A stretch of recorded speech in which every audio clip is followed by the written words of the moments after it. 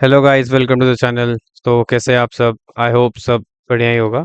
आज है हमारा डे 3 और आज हम पढ़ने वाले हैं पाइथन के कुछ basic topics. Okay, basic topics in the sense Python के इंट्रोडक्शन देखेंगे एंड कुछ फीचर्स देखेंगे पाइथन के जो इतने वाइडली पाइथन यूज़ हो रहा है, तो वो किस लिए हो रहा है, क्या रीज़न है उसका, वो देखने वाले हैं। ओके, चालू करते हैं हम लोग एक इंट्रोडक्शन से कि पाइथन का अगर तुम्हें इंट्रोडक्शन देना है तो कैसे दोगे। ठीक है, तो ये जस्ट मैंने सेंटेंस उठाया है गूगल से एंड रैंडम वेबसाइट से लिया है। ऐसा कोई स्टैंडर्ड डेफिनेशन नहीं है पाइथन का, but still you can follow anything.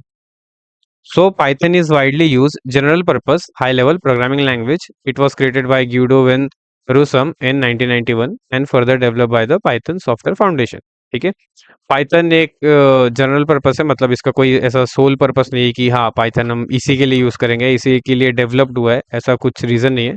So Python एक जनरल पर्पस है, मतलब हर चीज में हर डोमेन में यूज हो सकता है। डेटा साइंस होने दो, वेब डेव होने दो, नेटवर्किंग होने दो एंड क्लाउड होने दो। ठीक है, तो पाइथन हर जगह वर्सटाइल है, हर जगह काम आ जाता है।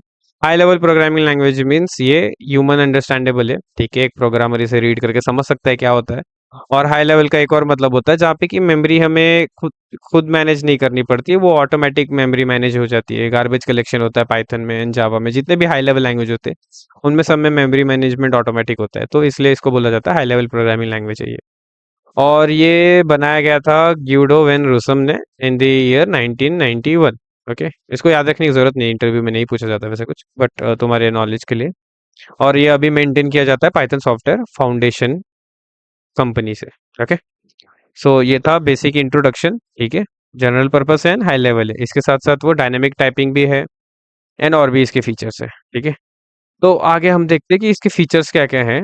तो फीचर्स में है ये इंटरप्रेटेड है। ठीक है, इंटरप्रेटेड है मतलब कि हम लोग डायरेक्टली पाइथन के कोड को बाइट कोड में कन्वर्ट करके बेसिकली बाइनरी में कन्वर्ट कर देते हैं, और बाइनरी से फिर हम लोग वापस से बाइट कोड से पाइथन में कन्वर्ट करते हैं। इससे क्या होता है कि हम लोग का जो भी वो रहता है बीच में कंपाइलर का, कि इधर कुछ काम नहीं है। बाकी उसमें क्या होता है कि कंपाइलर को हम लोग यूज़ करना पड़ता है ताकि हम लोग एक लैंग्वेज को कंपाइल कर पाए, फिर कंपाइल करने के बाद उसको बाइट कोड में कन्वर्ट करें, फिर वो बाइनरी में कन्वर्ट हो, फिर ऐसा हो। पाइथन में डायरेक्ट होता है, तुम्हारे जो भी तुम्हारा सोर्स कोड होता है वो डायरेक्ट बाइट कोड में कन्वर्ट होता है and then vice versa. Then ये एक प्लेटफॉर्म इंडिपेंडेंट है। प्लेटफॉर्म इंडिपेंडेंट मीन्स ये किसी भी ऑपरेटिंग सिस्टम में वर्क कर सकता है। जैसे कि फिलहाल हम लोग विंडोज में यूज़ कर रहे हैं, विंडोज में तो स्मूथली चलता है, लिनक्स में भी चलता है। लिनक्स में प्री बिल्ड आता है वैसे तो Python, and other domain other OS में भी चलते हैं, जैसे कि एंड्रॉइड। एंड्रॉइड में अगर देखा जाए तो पायरॉइड करके एक एप्लीकेशन आता है, उसके अंदर तुम लोग पाइथन यूज कर सकते हो, तो एंड्रॉइड में भी चल जाता है एंड अदर ऑपरेटिंग सिस्टम में भी चल सकता है। इसलिए हम लोग इसको बोलते हैं प्लेटफॉर्म इंडिपेंडेंट है, ये किसी पे भी डिपेंडेंट नहीं है, किसी भी ओएस पे डिपेंडेंट नहीं। फ्री एंड ओपन सोर्स है, मतलब कि ये फ्रीली अवेलेबल है थ्रू आउट दी वेबसाइट। तुम लोग कहीं पे भी जाके इसको सर्च करोगे तुम्हें आराम से मिल जाएगा, आराम से इजीली डाउनलोड कर सकते हो। पेड वर्जन इसकी कोई नहीं है और पे करने की तुम्हें जरूरत नहीं है, इसलिए इसको बोलता जाता है फ्री एंड ओपन सोर्स है ये। ठीक है, again high level programming language है, इसका मतलब क्या कि इसमें जो भी हम लोग कोड करते हैं वो मेमोरी मैनेज ऑटोमेटिक हो जाती है, हमें खुद से मैनेज नहीं करनी पड़ती। अदर थिंग इज कि हम लोग इसको जो भी कोड लिख रहे हैं वो डेवलपर्स को इजीली समझ में आता है या फिर ह्यूमन को इजीली समझ में आता है, इसलिए इसको हाई लेवल बोलते हैं हम।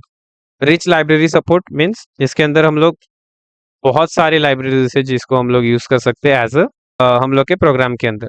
ओके, तो कुछ एग्जांपल दे देता हूँ, जैसे कि numpy pandas मैटप्लॉटलिब, ये कैसे होता है, डेटा एनालिटिक्स के लिए हो गए। ठीक है, ऐसे ही बहुत सारे साइकिट लर्न है, टेंसर फ्लो है, ऐसे बहुत सारी लाइब्रेरी है जिसकी वजह से हमें प्रोग्रामिंग में बहुत इजी वे मिल जाता है प्रोग्राम करने का। ठीक है, इंटरव्यू में कुछ क्वेश्चन करते हैं जैसे पाइथन के ऊपर या फिर किसी भी लैंग्वेज के ऊपर जाओ तो एक क्वेश्चन आता है तुम्हें इंटरव्यू में, that is interpreter versus compiler का क्या डिफरेंस है। इंटरप्रेटर वर्सेस कंपाइलर का क्या डिफरेंस है, तो तुम्हें ये बोलना है कि इंटरप्रेटर जो भी होता है वो क्या करता है कि डायरेक्ट सोर्स कोड से डायरेक्ट बाइट कोड में कन्वर्ट करता है।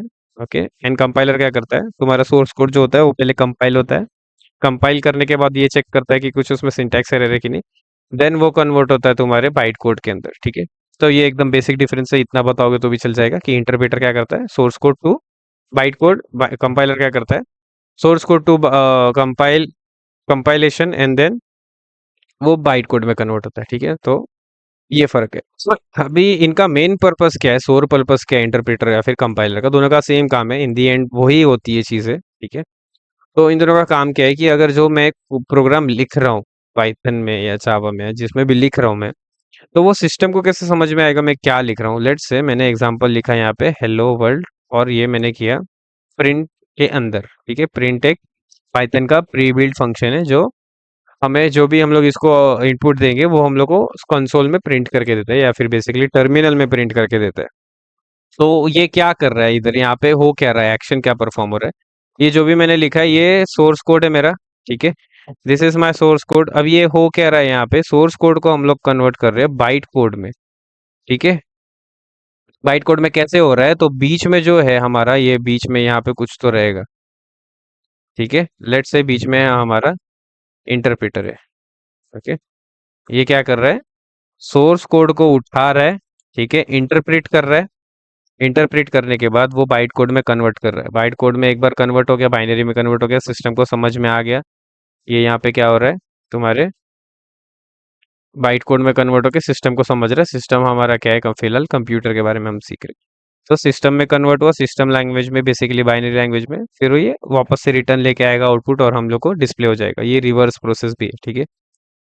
तो ये एक बेसिक इंटरप्रेटर का काम है कि तुम्हारे सोर्स कोड को उठाएगा, इंटरप्रेट करेगा बाइट कोड में, एंड देन वाइस वर्सा, ठीक है? तो ये थोड़ा डिफरेंस था इंटरप्रेटर वर्सेस कंपाइलर का, ठीक है? ये क्वेश्चन किया जाता है।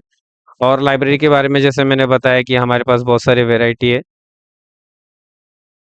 टेंसर फ्लो है, नमपाई है, पैंडास है, मैटप्लॉटलिब है, and so on,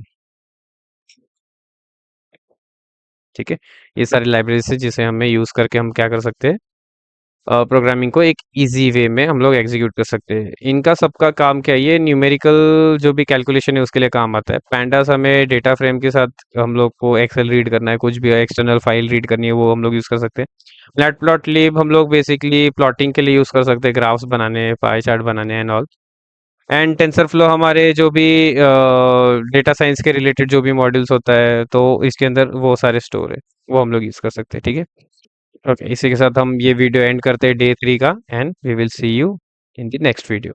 thank you for watching.